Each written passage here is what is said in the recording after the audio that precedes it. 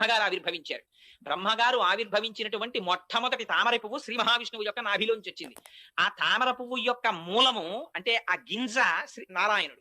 అందుకని నారాయణ స్వరూపంగా మెడలో తులసిమాలలు వేసుకుంటారు. అంతటి మహాభక్తుడైనటువంటి విష్ణు చిత్తుల యొక్క కుమార్తెగా వచ్చిన గోదాదేవి అనడంలో ఆ శ్రీవిల్లిపుత్తూరుని, ఆ గోదాదేవిని, ఆ భూదేవిని, ఆ ఆదివరాహమూర్తిని, యామునాచార్యుల్ని, రామానుజుల్ని, వారి కోరికని ఇన్నింటిని జ్ఞాపకం చేస్తున్నారు. అందుకొని వచ్చినటువంటి ఈ తిరుప్పావైని ఈ 30 పాశురములను కేవలముగా చదివినా అందరికీ ఆ భాష అర్థం కాదు కదండి. అందుకని అర్థం కాకుండా చదివినా, లేదు అర్థముతో ఆ వ్రతమును అనుసంధానము చేసిన, లేక కేవలము పైన ఉండేటటువంటి దాని అర్థాన్ని తెలుసుకోవడానికి ఆ వ్యాఖ్యానాన్ని చదివినా, విన్నా, చెప్పినా, ఆనాడు గోదాదేవి ఎటువంటి ఫలితాన్ని పొందిందో, ఎటువంటి ఫలితాన్ని పొందింది? శ్రీరంగనాథుడిలో ఐక్యాన్ని పొందింది. గోపికలు ఎటువంటి ఫలితాన్ని పొందారో వాళ్ళు ఎటువంటి ఫలితాన్ని పొందారు? పరమేశ్వరుని నుంచి విడివడవలసినటువంటి అవసరము లేని